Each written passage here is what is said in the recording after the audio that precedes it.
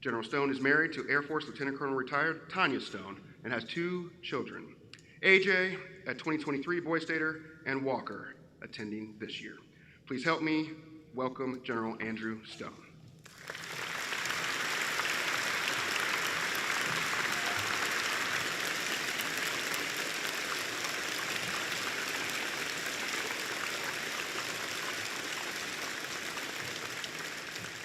All right, take your seats. Good morning, Buckeye Boys State, class of 2026.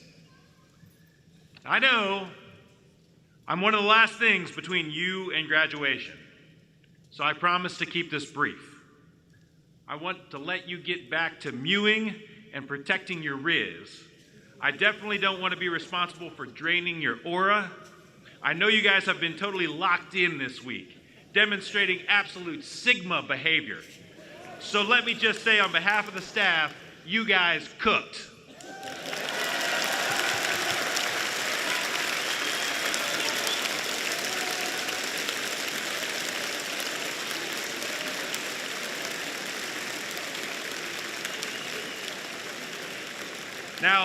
Now my aide assured me that would make me sound very relatable to all of you. If I didn't, I gave it my best shot. You're probably like, bruh, this guy is so Ohio. But in all seriousness, it is an absolute honor to stand before you today. You just survived and thrived in over a week of rigorous civic education, intense debate, and unparalleled camaraderie. You built a functioning government from the ground up. You ran for office, you debated legislation, and you learned how the gears of our democracy actually turn. As you sit here today, I want you to look around. Take in this room. Consider the history of this program, because today you are joining an incredibly elite fraternity. You are sitting where giants once sat. When you leave this program, you will be standing on the shoulders of the men who came before you. In 1946, a young man from Wapakoneta sat exactly where you are sitting, learning the same lessons about duty and leadership. 23 years later, he became the first human being to walk on the moon. His name was Neil Armstrong. In 1969, another young man came through Buckeye Boys State. He went on to become one of the most feared linebackers in NFL history and a Pro Football Hall of Famer. His name is Randy Gradishar. While I don't put myself in the company of these great men, I too sat where you are 33 years ago. The program has produced astronauts, chief justices of the Ohio Supreme Court, mayors, congressmen, and military leaders. They all started right here, learning that they had a responsibility to something larger than themselves. Some of them may have been your fathers and grandfathers. My own son is sitting among you in the city of Stockner. Today, the torch is passed to you. Buckeye Boys State is unique. It is a boys-only program, and there is a very deliberate and profound reason for that. On a practical level, it removes the immediate distraction of teenage girls, which for a group of 17-year-old guys is probably the only way we could get you to focus on municipal zoning laws and legislative procedures for an entire week. And this is not to withhold the opportunity from girls. Indeed, Buckeye Girls State wrapped up recently, and without you guys there to distract them, I'm told they've solved education funding, Medicaid reform, and homelessness in Ohio in just a week. But it goes much deeper than just removing distractions. There's an immense, undeniable value in male-only spaces. We are currently facing a silent epidemic in this country, a crisis of male loneliness. I don't know if it is because of these things or some other reason, but recent psychological and medical studies have shown that the health detriments of male isolation is devastating. Chronic loneliness has been shown to be as harmful to your physical health as smoking 15 cigarettes a day. It severely increases the risk of heart disease, stroke, and deep depression. Men, by our nature, do not typically form our deepest bonds sitting across the table and talking about our feelings. We form our deepest bonds standing shoulder to shoulder, working toward a shared purpose, facing down a common challenge. The gridiron, the battlefield, these are the places brotherhood is forged.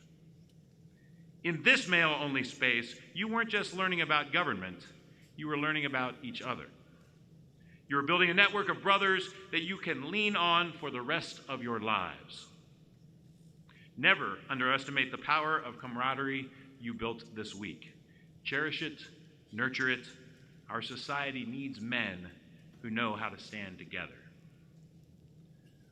Why do we put so much effort into this program? Why does the American Legion sponsor this year after year? Because our state and our nation desperately need good people to take up the mantle of public service. Whether it is in government, running for city council, serving the state house, or working in the halls of Congress, or in the military across all branches of service, we need leaders of character.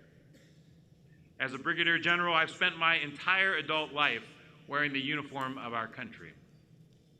I've seen firsthand what happens when good people step up and serve, and I've seen the void remaining when they don't.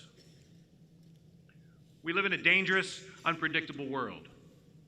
The risks we face as a nation, both at home and abroad, are very real. It is incredibly tempting to take the easy road. It is tempting to retreat into the comfort of a quiet life, to sit on the couch, look at your phone, and let someone else handle the heavy lifting. But freedom, order, and prosperity do not happen by accident.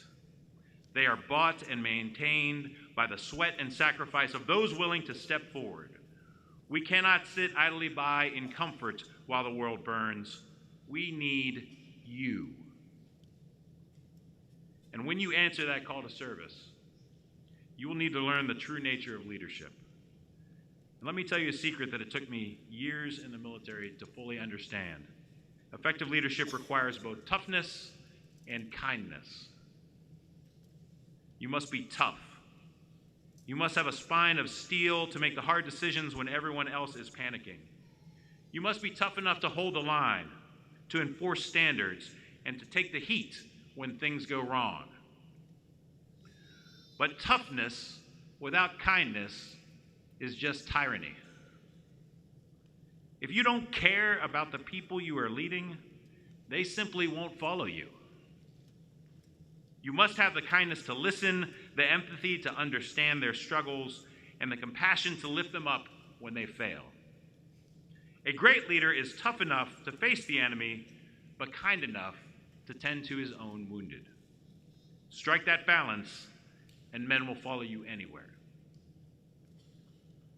As you leave here today and step out into the real world, you are going to face criticism. You are going to try to do good things, and people on the sidelines will tell you why you're wrong, why you're foolish, and why you will fail. Or more likely these days, because they are weak, they'll hide behind a keyboard and type those things in social media comments. When you hear those voices, I want you to remember the words of President Teddy Roosevelt, who delivered a speech more than a century ago that rings just as true today. He said,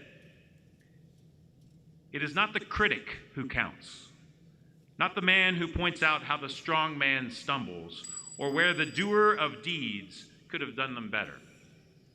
The credit belongs to the man who is actually in the arena, whose face is marred by dust and sweat and blood, who strives valiantly, who errs, who comes up short again and again, because there is no effort without error and shortcoming, but who does actually strive to do the deeds, who knows great enthusiasms, the great devotions, who spends himself in a worthy cause, who at the best knows in the end the triumph of high achievement, and who at the worst, if he fails, at least fails while daring greatly, so that his place shall never be with those cold and timid souls who know neither victory nor defeat. Men, this week, you stepped into the arena. Do not ever step out. Take the lessons you learned here, take the brotherhood you forged, go back to your hometowns, your schools, and your communities, and be the leaders Ohio needs. Be the leaders America needs. Congratulations to the 2026 class of Buckeye Boys State. May God bless you. May God bless the great state of Ohio, and may God bless the United States of America. Thank you.